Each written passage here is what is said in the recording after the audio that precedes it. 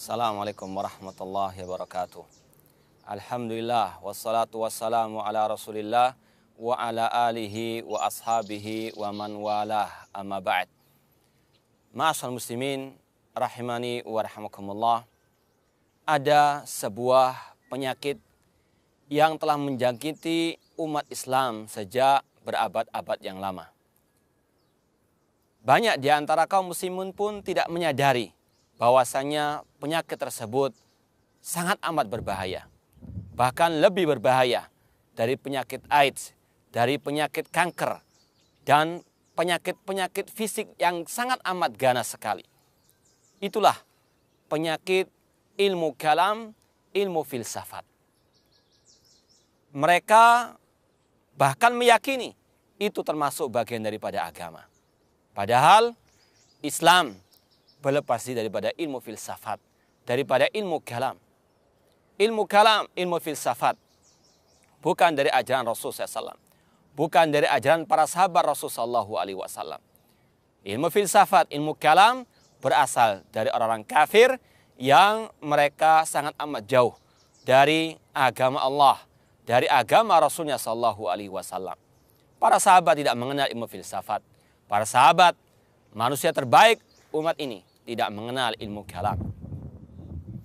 Bahkan kalau kita memperhatikan bagaimana celaan-celaan para ulama-ulama Ahlussunnah wal Jamaah terhadap ilmu kalam tersebut. Ilmu kalam adalah ilmu untuk menetapkan akidah, keyakinan, namun hanya berdasarkan otak semata.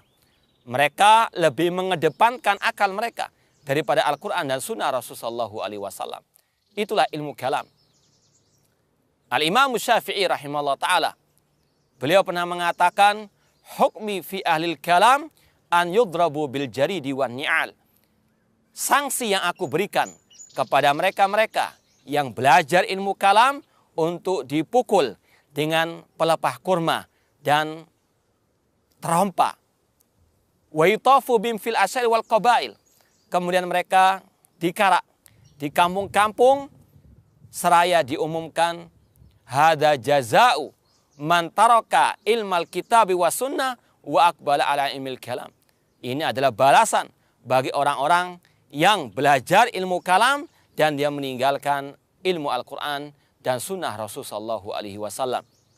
Dan banyak sekali tokoh-tokoh ilmu kalam yang mereka pada akhir hidup mereka menyesali mengapa mereka dahulu belajar ilmu kalam, yang itu tidak bermanfaat sama sekali, bahkan memadaratkan mereka, menjadikan mereka ragu terhadap agama Allah Subhanahu wa taala. Di antaranya tokoh yang terkenal dengan Ar-Razi. Beliau mengatakan nihayatu iqdamil uquli iqalu wa ghayatu sa'il alamina dhalalu. Mendahulukan akal itu akhirnya adalah kebingungan.